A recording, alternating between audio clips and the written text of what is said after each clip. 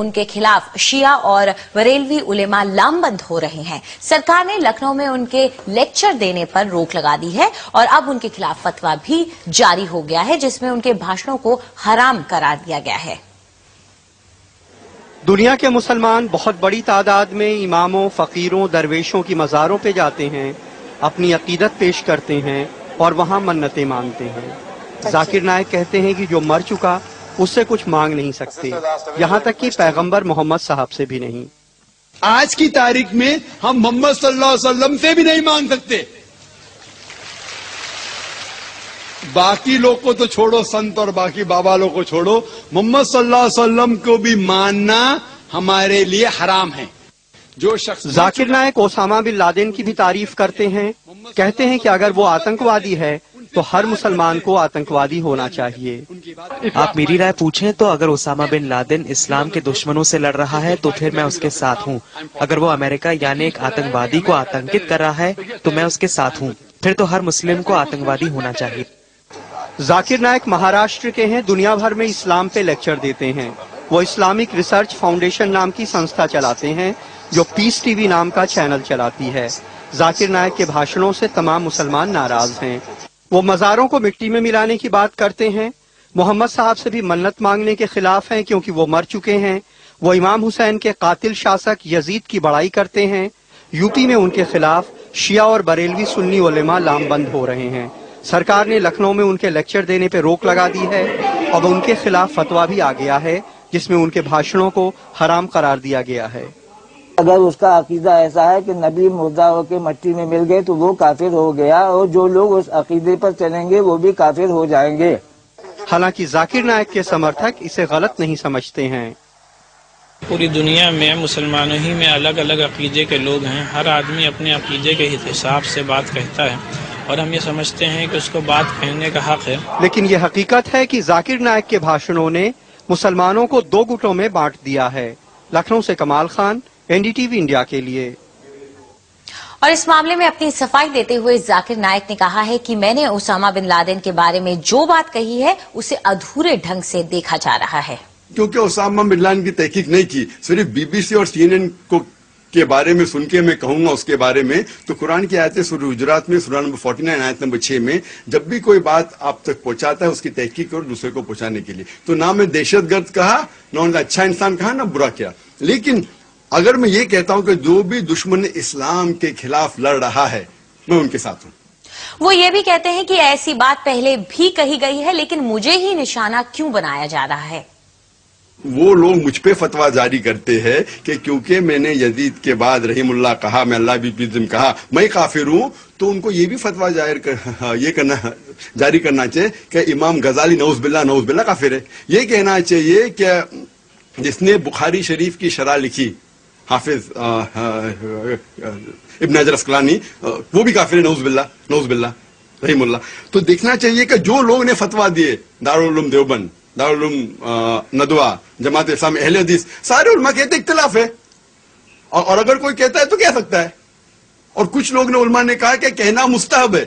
تو یہ لوگ، اس کا مطلب یہ لوگ کہ مجھے پک آؤٹ کر کے یہ چیز تو ہزاروں لوگ کہہ رہے، کیوں مجھے ہی لے کے ان لوگ اگر فتویٰ جاری کرنا ہے تو یہ فتویٰ جاری کرنا چاہیے کہ جتنے لوگ نے کہا اور لکھ دینا چاہیے۔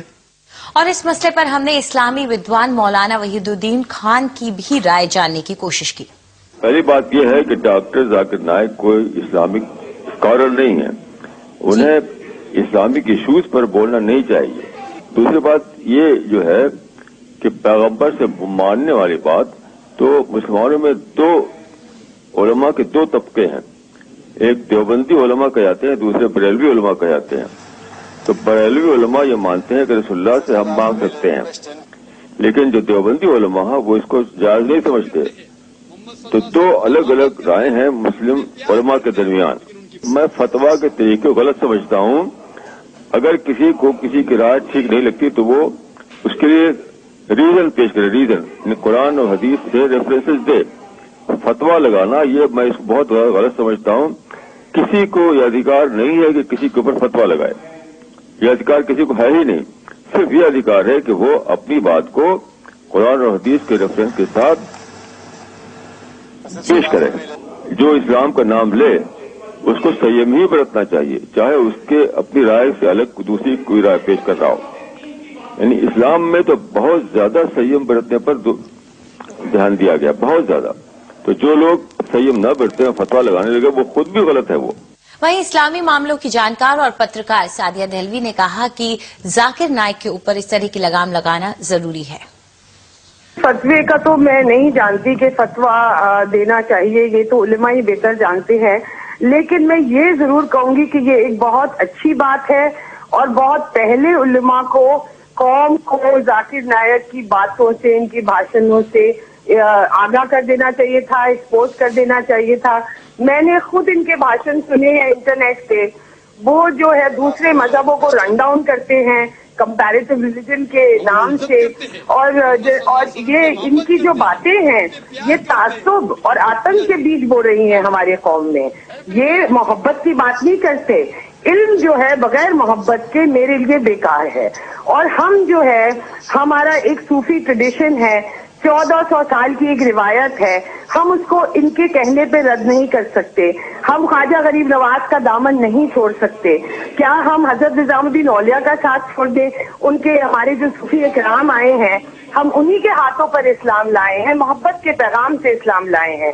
अगर जाकिर नायक जैसे लोगों की कहने पे हम इस्लाम नहीं लाए तो हम उनका तरीका नहीं भूल सकते।